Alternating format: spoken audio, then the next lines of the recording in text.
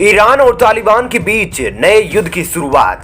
Border पर जमकर हो रही गोलीबारी, कई ईरानी सैनिकों की मौतें। जी हां, फिर से दो देशों के बीच युद्ध के चैप्टर की शुरुआत हो गई है। इस जंग में एक तरफ अफगानिस्तान में हुकूमत करने वाला तालिबान है, दूसरी तरफ ईरान की फौज है। दो कट्टर इस्लामिक देशों के बीच ये नया ट्रेलर है जो दोनों देशों के सरहद पर लॉन्च किया जा चुका है। तालिबान इस ट्रेलर में ईरान पर भारी पड़ गया है। तालिबान की घातक हथियारों के सामने ईरान फौज का हथियार काम नहीं आए।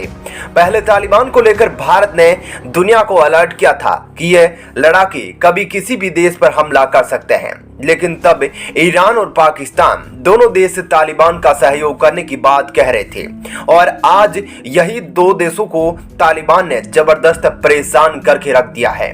पाकिस्तान तालिबान के आगे गिड़गिड़ा रहा है और पाकिस्तान में तहरीके तालिबान पर लगाम लगाने के लिए शांति की भीख मांग रहा है, तो वहीं अब ईरान में तो तबाही मचा दी। अफगानिस्तान में तालिबान ने अपने खूनी संघर्ष के द्वारा अपनी सरकार को स्थापित तो कर लिया है, लेकिन अभी भी अपने खूनी संघर्ष को विराम नहीं दे रहा है।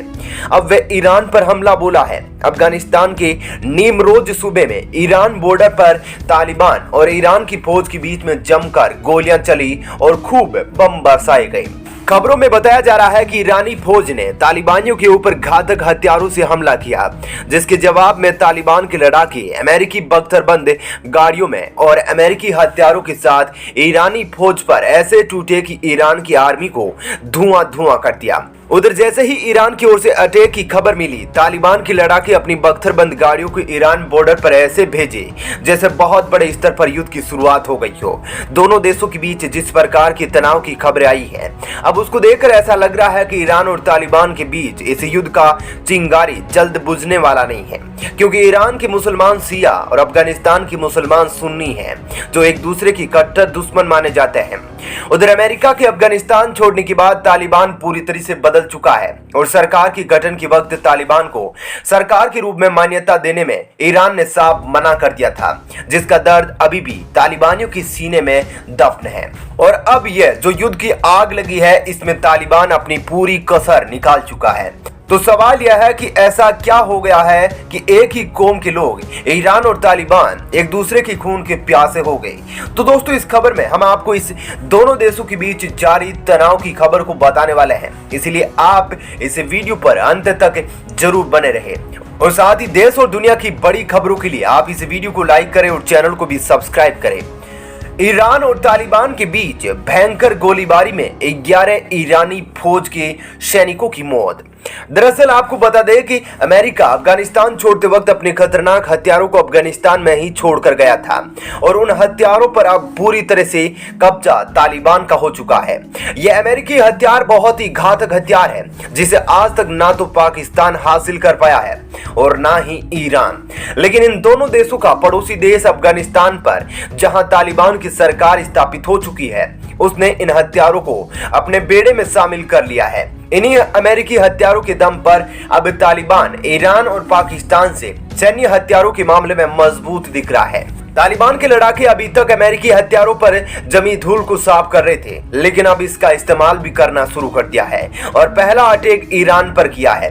दरअसल ईरान की एक न्यूज एजेंसी में छपी खबर के अनुसार ईरान के किसान अफगानिस्तान से लगे बॉर्डर पर अपने खेतों में काम कर रहे थे, जिसके बाद तालिबान के लड़ाके अमेरिकी हथियारों से इन किसानों के ऊपर ताबड़तोड़ अटैक करना शुरू कर दिया, जिसमें ईरान के कई निर्दोष किसानों की मौत हो गई।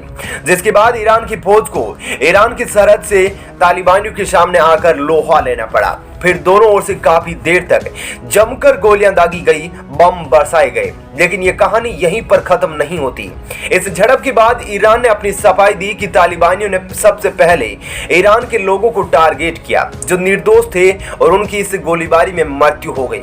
लेकिन इसके उलट अफगानिस्तान ने भी एक प्रेस कॉन्फ्रेंस के द्वारा इस घटना का जिक्र करते हुए बताया कि तालिबान के लड़ाके जिन ईरान नागरिकों को अपने टारगेट में लिया था, वह दरअसल स्मगलर थे। इतना ही नहीं, इस झड़प के बाद खबर यह भी आई कि तालिबान के लड़ाकों ने ईरान की सेना के 3 ठिकानों को अपने कब्जे में ले लिया। तालिबान के कब्जे की इस खबर ने मानो दुनिया में आग लगा दी, क्योंकि इसी साल 15 अगस्त के दिन ऐसी ही खबरें अफगानिस्तान से सबसे पहले निकल कर आई थी। जिसके बाद 15 दिन गुजरते गुजरते यानी कि 30 अगस्त तक तालिबान ने पूरे अफगानिस्तान में अपना राज कायम कर लिया। इसके बाद अफगानिस्तान में तालिबान का ऐसा खूनी अस्तित्व सामने आया कि पूरी दुनिया सन्न रह गई।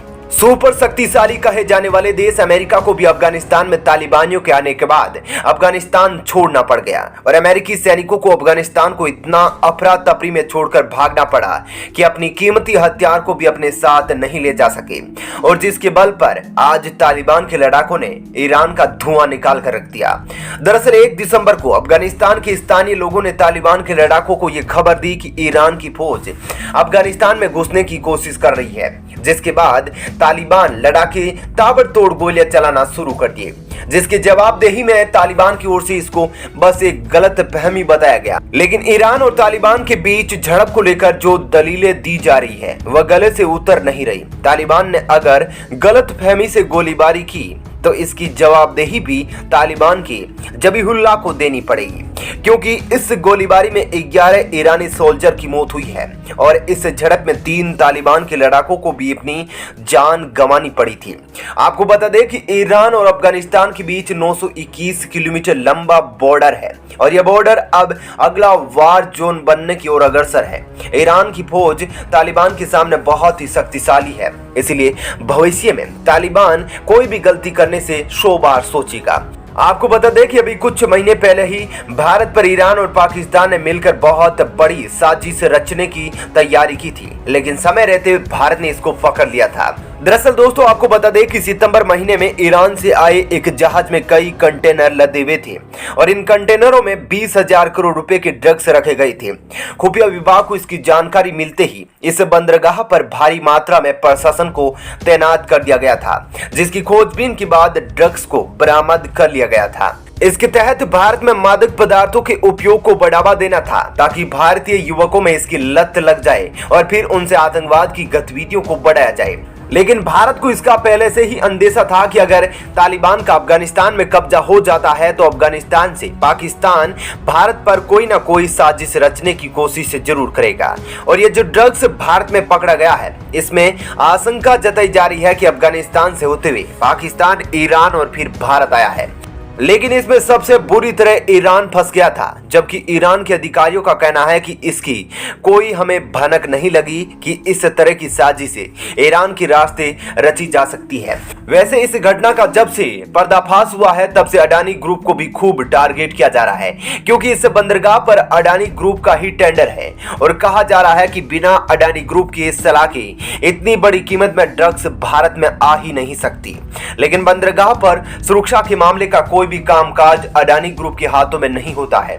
अडानी ग्रुप के हाथों में यह नहीं होता कि जो भी कंटेनर दूसरे देशों से आते हैं उसमें चेक किया जाए कि उसमें क्या रखा गया है, जिसके कारण अडानी ग्रुप पर यह प्रश्न चिन्ह नहीं लगाया जा सका कि उनका कोई भी इसमें हाथ शामिल हो सकता है। तो दोस्तों इस वीडियो में इतना ही, लेकिन आपको खबर पसंद आई हो तो वीडियो को लाइक और शेयर जरूर कीजिएगा।